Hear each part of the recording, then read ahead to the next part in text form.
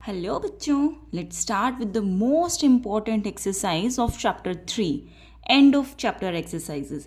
जैसे last class में हमारे पास मिसलीनियस एक्सरसाइज होती थी ना सबसे इम्पॉर्टेंट, वैसे ही अभी जो न्यू बुक है इसमें एंड ऑफ चैप्टर एक्सरसाइज सबसे इम्पॉर्टेंट है।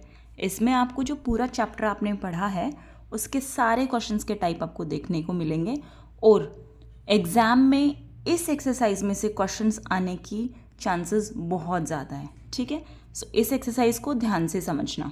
First question of this exercise is convert the following rational numbers in the form of a terminating decimal और non terminating and repeating decimal whichever the case में be by the process of long division. First part is 3/50। पहले तो हम इसको check कर लेते हैं।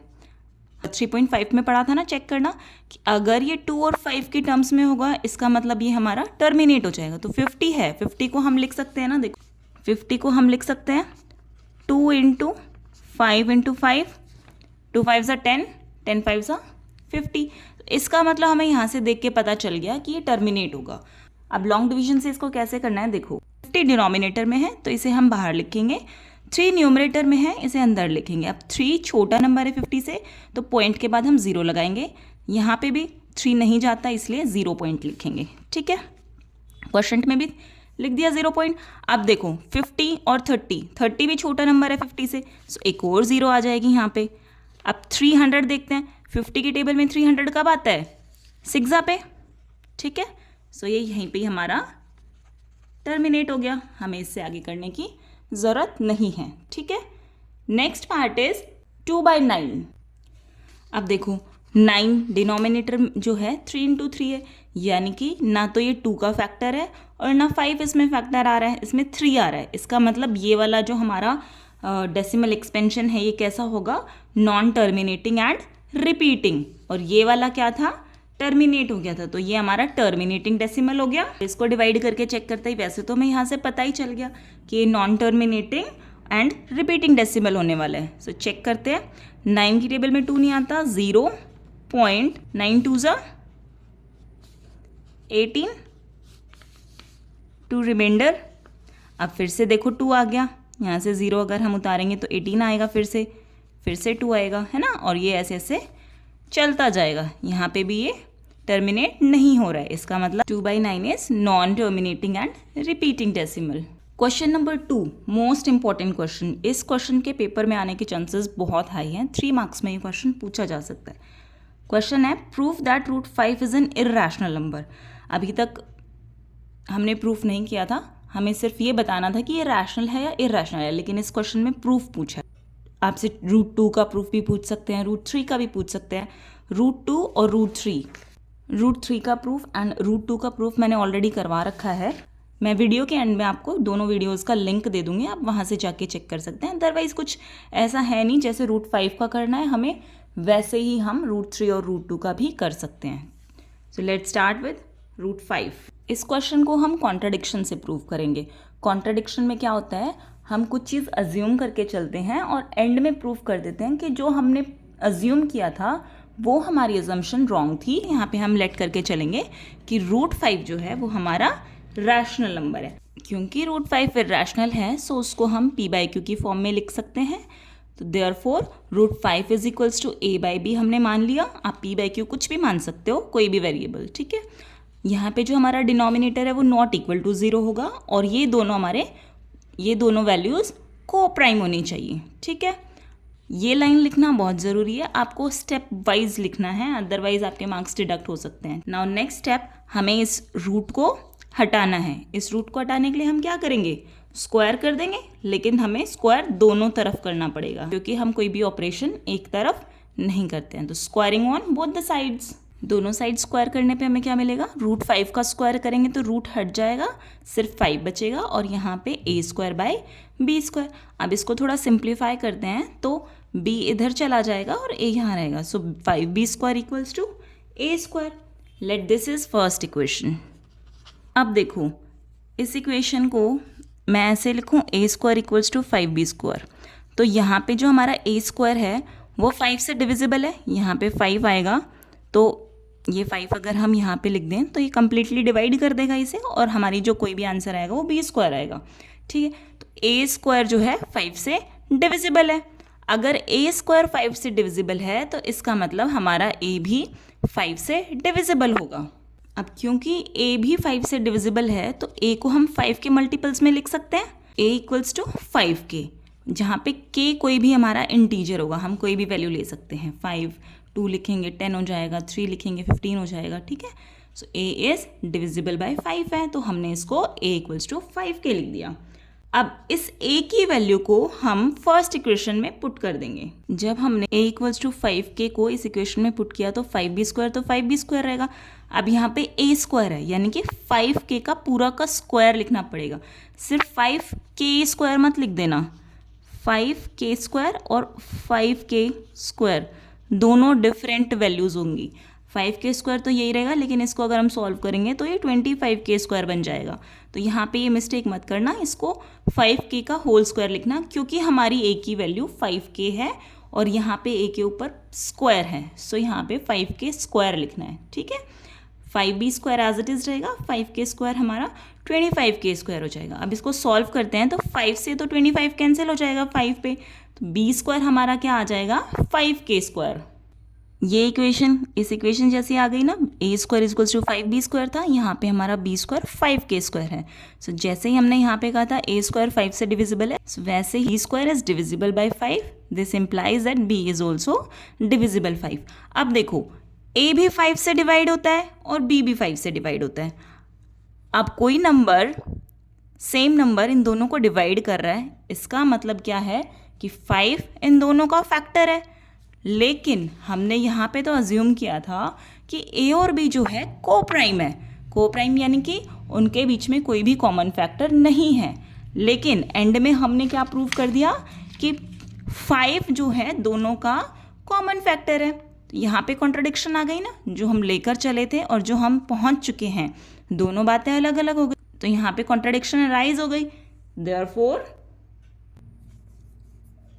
we found that both a and b are divisible by 5, therefore our initial assumption must be false. This implies that root 5 is irrational, hence proved. इस question में अगर कहीं भी किसी स्टेप में दिक्कत हो तो इसको दोबारा से देखना। क्या करना है, हमने 5 को इरेशनल सपोज करना है, 5 इरेशनल है तो उसको हम a बाई बी की फॉर्म में लिख सकते हैं, जहाँ पे b नॉट इक्वल टू 0 होगा और a और b दोनों को प्राइम होंगे, मतलब उनके फैक्टर कॉमन नहीं होगा। दोनों तरफ स्क्वायर करेंगे, a square equals to 5b square आएगा, इसका मतलब a स्क्वायर जो है 5 से डिविजिबल है and this implies that a is also divisible by 5। अब 5 से डिविजिबल है तो हम उसको 5 के मल्टीपल में लिख सकते हैं, where k is any integer. अब a की वैल्यू को फर्स्ट इक्वेशन में पुट करेंगे, सॉल्व करेंगे, यहाँ से आएगा b square equals to 5k square. यहाँ से पता चलता है कि b स्क्वायर जो है 5 से डिविजिबल है। अगर b स्क्वायर डिविजिबल है तो 5 से b भी डिवाइड होगा। अब यहाँ पे कॉन्ट्राडिक्शन आ गई, 5 दोनों का कॉमन फैक्टर हो गया, तो जो हमने अज्यूम किया था वो फॉल्स है। This implies root 5 is irrational. Now let's move on to question number 3। Question number 3 is convert the following decimal numbers in the form of p by Q. Question check करते हैं।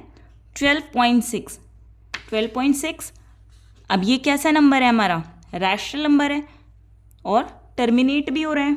तो terminating को करने के लिए क्या करना पड़ता है, डेसिमल को रिमूव कर देते हैं और जो पीछे नंबर होते हैं जितने भी, उतने हम नीचे 10 की पावर्स में लिख देते हैं। तो 126 बाय ओनली वन नंबर है तो हम 126 बाय 10 लिख सकते हैं इसको। अब अगर हम इसको 2 के टेबल से कैंसिल आउट कर दें तो ये हो जाएगा 63 बाय 5। सेकेंड इज 0.0120, 0120 4 डिजिट्स हैं डेसिमल के बाद। इस नंबर को एज इट इज़ लिखेंगे बिकॉज ये टर्मिनेट हो रहा है और नीचे हम 10 की पावर 4 लिख देंगे। 0 से ये 0 कैंसिल आउट हो जाएगा, 4 की टेबल से ये हो जाएगा 4 3 12, 4 to 50 पे ये 1000 कैंसिल हो जाएगा। दोनों सिंपल थे ना। नाउ थर्ड पार्ट इज, ये दोनों क्वेश्चंस तो टर्मिनेट हो रहे थे, लेकिन थर्ड पार्ट क्या है, 3.052 और 52 पे बार है, इसका मतलब 52 हमारा टर्मिनेट नहीं हो रहा है, रिपीट हो रहा है। रिपीटिंग वालों को हम कैसे करते हैं, अज्यूम करते हैं इसको x के इक्वल मानते हैं, फिर जितनी वैल्यू रिपीट हो रही है उतने 10 की पावर से मल्टीप्लाई करते हैं। So let x equals to 3.0525252। मैंने 52 को रिपीट क्यों किया? क्योंकि यहाँ पे 52 पे बार है, 0 पे बार नहीं है, ठीक है। So only 52 will repeat. अब जितनी डिजिट्स रिपीट हो रही है उतने से मल्टीप्लाई करना है, तो मल्टीप्लाई बाय 100। इधर तो हो जाएगा 100x, इधर 100 से मल्टीप्लाई करेंगे तो ये डेसिमल है, 2 digit right hand side shift होगा, तो 1 2। डेसिमल हमारा 5 के बाद आएगा, 2 के बाद मत लगाना, ठीक है, वरना मिस्टेक कर दोगे। 305.252525, ठीक है, यहाँ तक समझ में आया।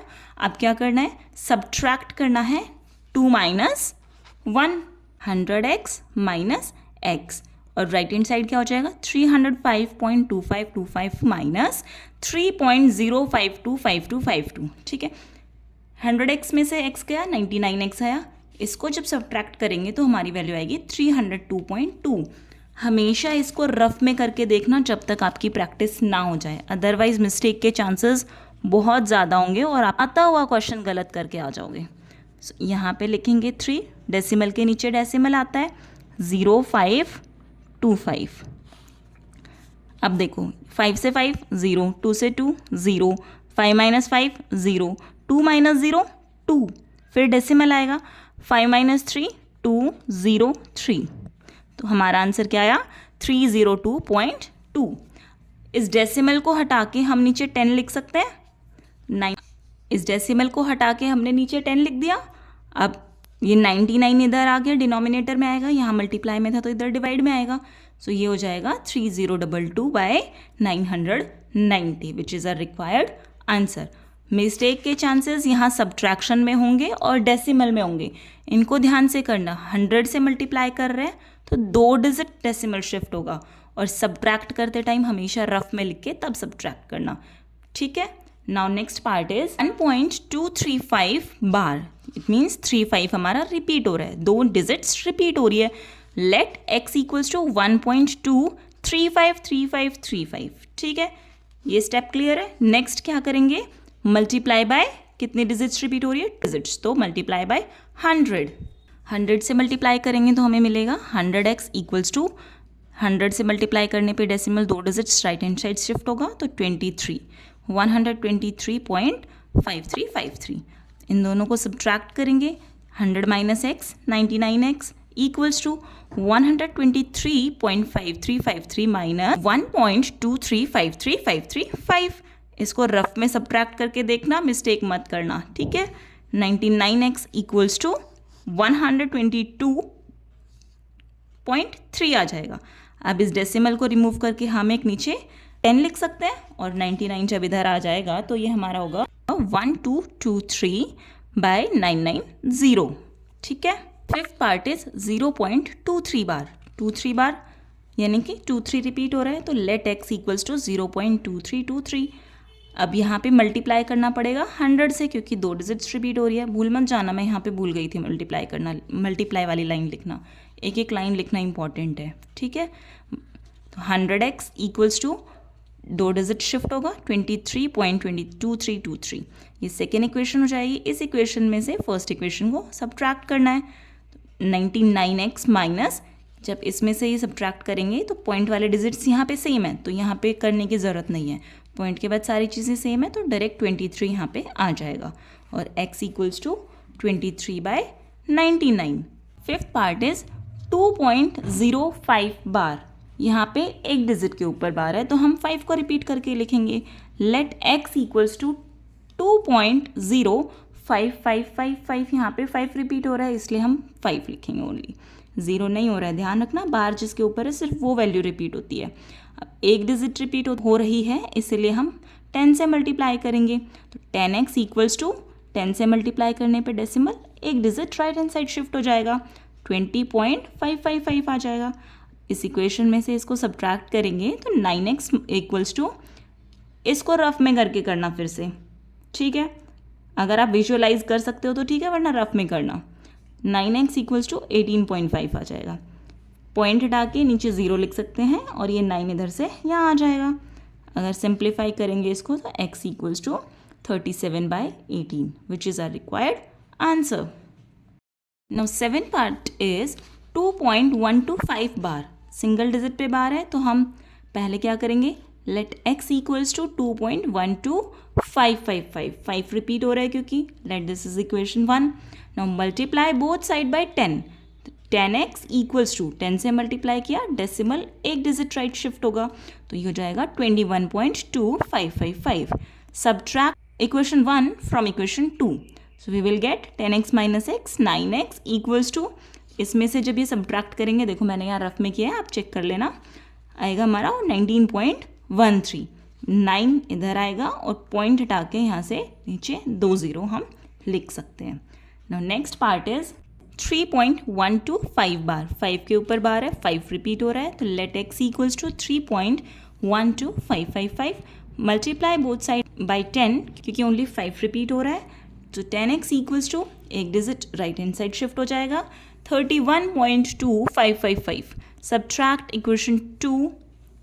This is our equation 2. Subtract 2 minus 1. So 10x minus x is 9x. इसको इसमें से सब्ट्रैक्ट करेंगे तो वी विल गेट 28.13. यहाँ से चेक कर लेना तो 9x का 9 इधर आ जाएगा और ये डेसिमल हट के यहाँ पे 00 लग जाएंगे. ठीक है. So required answer is 2813/900. Last part of this question is 2.1625 बार. अब इसमें 4 डिजिट्स के ऊपर बार है तो let x equals to 2.1625, 1625, 1625. This is our equation first. Multiply both side by 10,000 because 4 digits are repeating. So 10,000x equals to 4 digits repeat हो रही है तो डेसिमल 4 digits इधर शिफ्ट होगा 1 2 3 4 तो 21625 यहाँ पे डेसिमल आ जाएगा. फिर ये वैल्यू एज इट इज लिख देंगे. This is equation 2. Subtract equation 1 from equation 2 we get 9,999x equals to 21623. जब इसमें से ये सब्ट्रैक्ट करेंगे तो ये आएगा x equals to 21623 divided by ये 9,099 इधर डिनोमिनेटर में आ जाएगा. आई होप आपको ये सारे क्वेश्चन समझ में आए होंगे और आपकी इतनी प्रैक्टिस हो गई है अब इसमें आप कुछ मिस्टेक नहीं करोगे. See you in the next video. We will solve rest of the parts in the next video. And channel को सब्सक्राइब कर लेना सो दैट नेक्स्ट क्वेश्चन जो हैं आपसे मिस ना हो. Thank you.